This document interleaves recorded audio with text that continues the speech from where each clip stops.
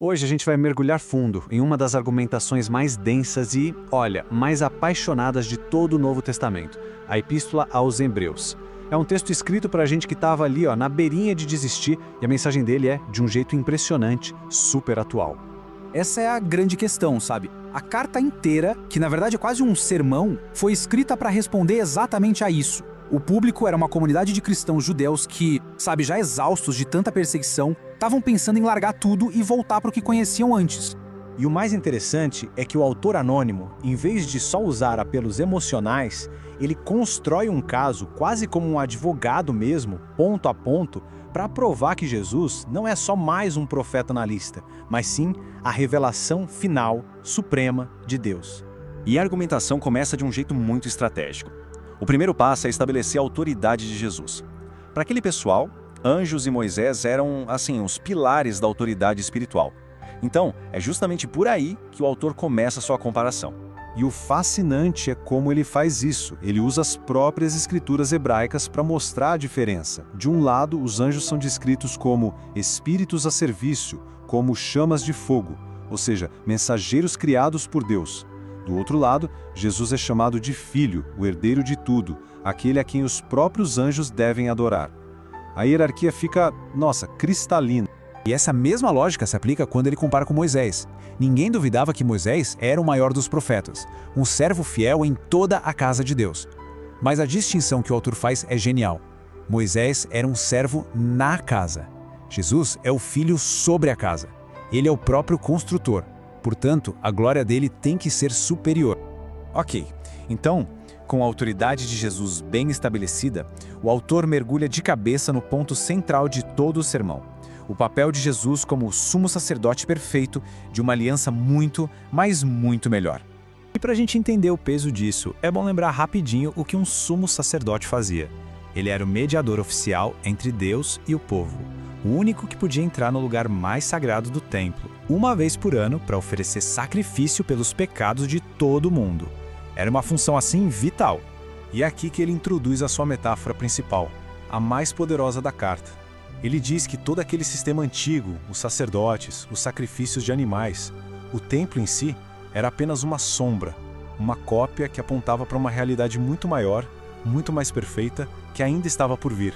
E quando a gente coloca lado a lado, a diferença é gritante. Na antiga aliança, a sombra, os sacerdotes morriam, precisavam de substitutos, os sacrifícios de animais tinham que ser repetidos todo santo ano e só limpavam o exterior. E tudo isso acontecia num santuário aqui na terra. Já na nova aliança, a realidade. Jesus é o sacerdote eterno e perfeito. Ele ofereceu o próprio sangue como sacrifício uma única vez para purificar a nossa consciência e entrou no verdadeiro santuário, o celestial. É a transição da sombra para a realidade. Uma vez. Essa é a palavra-chave. O sacrifício de Jesus foi um evento único, final, completo. Ele realizou, de uma vez só, aquilo que incontáveis sacrifícios de animais nunca conseguiriam. A purificação definitiva. A repetição simplesmente não era mais necessária. Depois de construir toda essa base teológica, que é bem sólida, o autor muda um pouco o foco. Ele vai mostrar que a resposta prática a essa verdade toda sempre foi e continua sendo uma única coisa: a fé. E aí ele nos dá uma definição de fé que é, poderosíssima. Não é sobre pensamento positivo, ou um desejo vago. Fé é a convicção sólida em realidades que a gente ainda não consegue ver. É o alicerce onde a esperança se firma. E então, o autor nos leva num tour por uma verdadeira galeria de heróis, um hall da fama da fé. De Abel até Raabe, ele vai relembrando as histórias de pessoas que viveram e agiram com base nessa certeza do invisível, muitas vezes contra todas as chances. Mas aqui está o pulo do gato para aquela audiência desanimada. Nenhum desses heróis viu o cumprimento final das promessas em vida.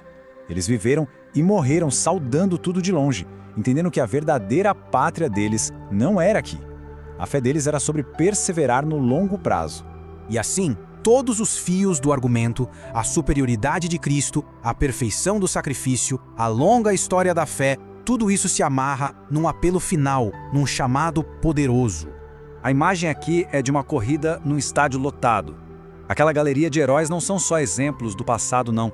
Eles são a grande nuvem de testemunhas que está na arquibancada, torcendo pela gente, que agora está correndo a nossa própria prova. O chamado à ação, portanto, é muito prático e direto. Inspirados por essa torcida, os leitores são chamados a, primeiro, se livrar do peso que atrapalha. Segundo, correr com resistência, a corrida da vida. E o mais importante de tudo, manter o olhar fixo em Jesus, que é o maior exemplo de fé e perseverança que existe. No mundo cheio de incerteza e no meio de todo aquele desânimo da comunidade, essa frase funciona como uma âncora. O sacerdote deles é eterno, a aliança é permanente, o Salvador é imutável. É nisso que se baseia a segurança deles.